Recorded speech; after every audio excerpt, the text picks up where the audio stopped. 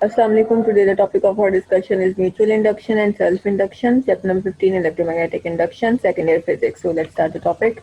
Induction की सबसे पहले डेफिनेशन देख लें। वो फिनोमेना कि जिसमें एक कॉइल में अगर करंट चेंज करें और तो उससे एक और कॉइल जो उसके नज़दीक पड़ा होगा उसमें ईएमएफ इंड्यूस हो जाए तो ये फिनोमेना कहलाता है म्यूचुअल इंडक्शन का। इसका फॉर्मूला है epsilon S is equal to minus M into delta I P by delta T. कैसे निकलता है इसको हम आगे ड्राइव करेंगे।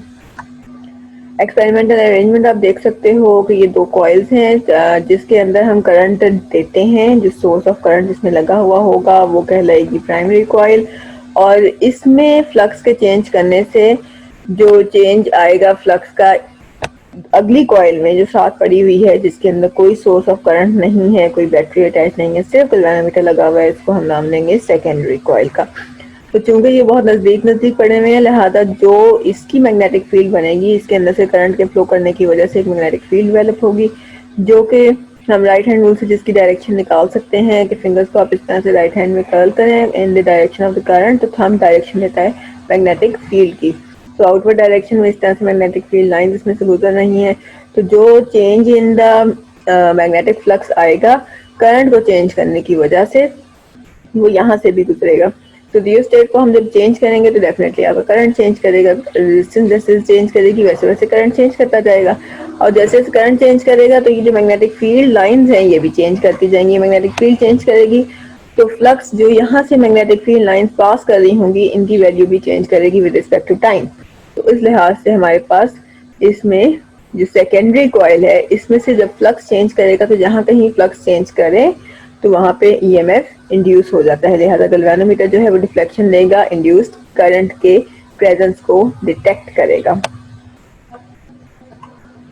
आप यहाँ पे देख सकते हो इसकी डेरिवेशन में सबसे पहले तो एनएस अगर हम कहते हैं कि नंबर ऑफ लूप्स हैं सेकेंडरी कॉइल में। अब याद रखिएगा म्यूचुअल इंडक्शन जो है उसमें ईएमएफ इंड्यूस हम कर रहे हैं सेकेंडरी कॉइल में, प्राइमरी कॉइल की फिलहाल बात नहीं कर रहे, सिर्फ सेकेंडरी कॉइल की बात करेंगे।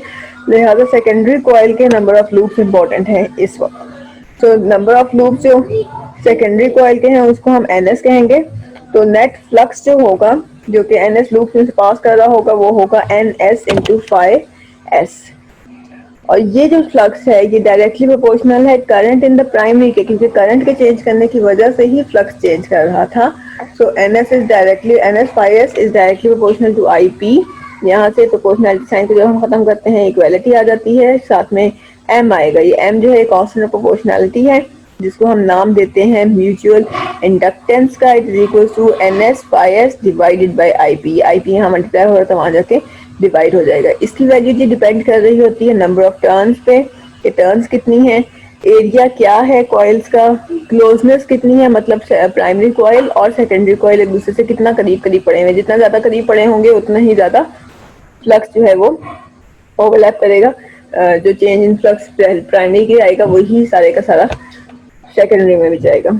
और nature of the core material, यानी जिस मटेरियल के ऊपर आपने ये कॉइल्स को वाउंड किया हुआ है वो मटेरियल किस तरह का है। अगर तो मैग्नेटिक हो तो हमारे पास मजीद बेहतर इंडक्शन होती है, अगर आपके पास नॉन मैग्नेटिक हो या एयर हो या इंसुलेटर हो तो हमारे पास इंडक्शन की वैल्यू उस लिहाज से चेंज हो जाती है, कम हो जाती है। फैराडे लॉ कहता था कि epsilon S is equal to minus N into delta phi by delta T होता है। तो यहाँ से हम सेकेंडरी कॉइल्स के ऊपर इसको लगाएंगे, इसलिए एस एस लगाया हुआ है फॉर सेकेंडरी कॉइल। तो हमारे पास यहाँ पे एन को हम जो बाहर है डेल्टा से बाहर है इसको हम डेल्टा के साथ अंदर कर देते हैं। तो एन एस क्योंकि सारों के साथ मल्टीप्लाई हो रहा था इस वजह से एन एस अंदर जाके मल्टीप्लाई हो गया। एन एस फाइव को अभी हमने लिखा था एम आई पी के बराबर है, सो ये एम आई पी के बराबर आ गया। यहाँ से आपके पास एम को फिर बाहर ले जाएंगे तो M into delta I P by delta T. Negative sign क्या इंडिकेट कर रहा है कि इंड्यूस्ड ईएमएफ जो है इस तरह से है कि अपोज करेगा उस चेंज को जो कि प्राइमरी कॉइल में करंट चेंज कर रहा है, क्योंकि वही सोर्स है आपके ईएमएफ इंड्यूस होने की। म्यूचुअल इंडक्टेंस, अब जो कैपिटल एम था उसको हम डिफाइन कर दें। यहाँ से कैपिटल एम बराबर होता है epsilon S divided by delta I P by delta T के। यहाँ से हमने इस इक्वेशन में से इसको निकाला है, एम को यहीं पे रहने दो। एप्सिलॉन एस को डिवाइड कर दें delta I P by delta T के साथ। ये delta I P by delta T M के साथ यहाँ पे मल्टीप्लाई हो रहा था, दूसरी तरफ जाएगा तो डिवाइड हो जाएगा। तो delta I P by delta T division में आ गया। तो ये जो delta I P by delta T है ये time rate of change of current है प्राइमरी में। और जब भी दो चीजें आपस में डिवाइड हों तो आपका ये जो डिवीजन है ये हम रेशियो से डिफाइन करते हैं। तो रेशियो में सबसे पहले ऊपर वाला जो न्यूमरेटर में जो भी टर्म होगी वो ऊपर लिखी जाएगी, पहले लिखी जाएगी, और फिर उसके बाद जो डिनोमिनेटर वाली टर्म है वो लिखी जाएगी। So ratio of average EMF induced in the secondary to the time rate of change of current in the primary. इसका जो यूनिट होता है वो हेनरी होता है।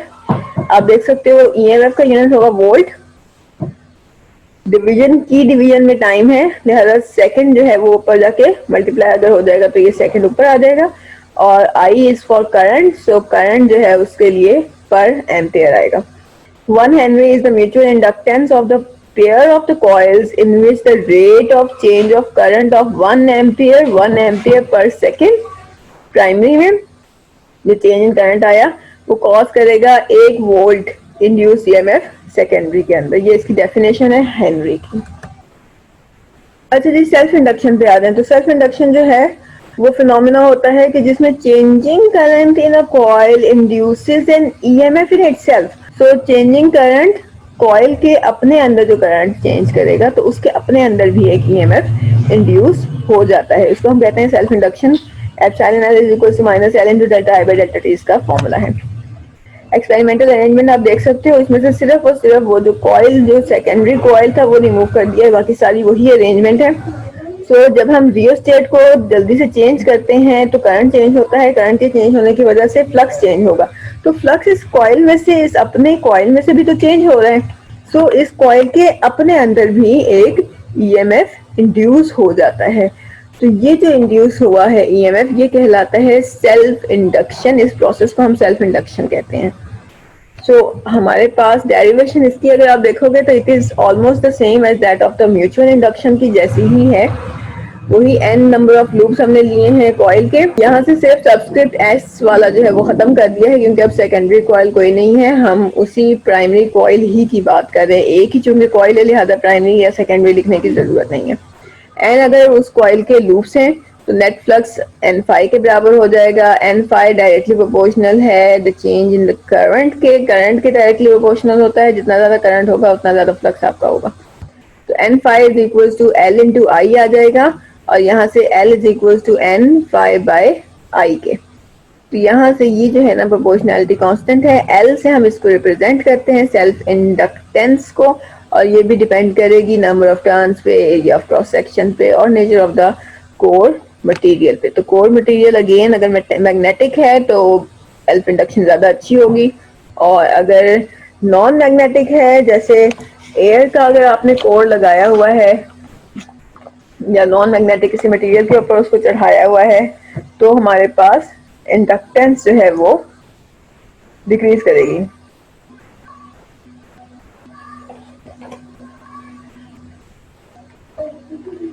Parallel law again epsilon is equal to minus n delta phi by delta T होता है। यहाँ पे हम वही काम कर रहे हैं, n को अंदर लेके गए डेल्टा के साथ, फाई के साथ, और फिर n फाई की जगह पे एल आई लिख दिया, l को दोबारा डेल्टा से बाहर ले आए तो ये l into delta I by delta T आ गया।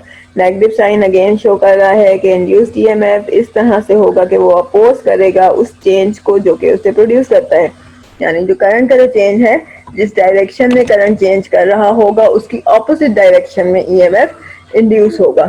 अब ये चूंकि ऑपोजिट डायरेक्शन में आता है इसलिए इसको हम बैक ईएमएफ भी कहते हैं। सेल्फ इंड्यूस्ड ईएमएफ को बैक ईएमएफ भी कहते हैं क्योंकि जो आपने मेन सर्किट के अंदर बैटरी लगाई हुई है ये उसकी ऑपोजिट डायरेक्शन में, वही सोर्स है ना, चेंज ऑफ करंट वही है, सो उसकी ऑपोजिट डायरेक्शन में बैक ईएमएफ आता है, सेल्फ इंड्यूस्ड ईएमएफ आता है, इसलिए इसको हम बैक ईएमएफ भी कहते हैं।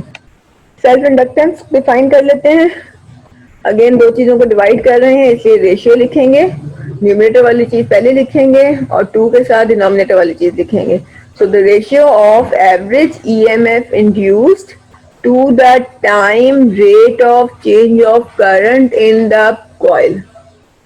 तो ये कहलाएगा सेल्फ इंडक्टेंस। अब ये भी याद रखिएगा, इंडक्टेंस है बीच में प्रोपोर्शनैलिटी कांस्टेंट, लेकिन इंडक्शन होता है प्रोसेस। ठीक है, इट्स यूनिट इज हेनरी और ये अगेन वोल्ट। ये डिवीजन में था टाइम, ऊपर जाके मल्टीप्लिकेशन में आ जाएगा, तो वोल्ट सेकेंड पर एम्पेयर, क्योंकि करंट जो है वो डिनोमिनेटर में।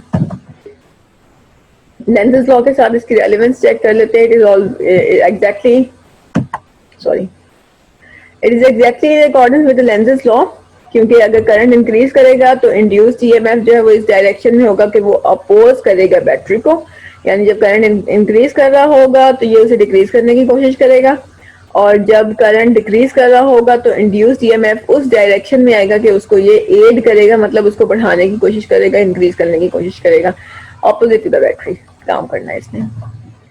अच्छा, ये जो सेल्फ इंडक्शन है ये बड़ा इम्पोर्टेंट है और हम इसको यूज करते हैं एज एन इंडक्टर।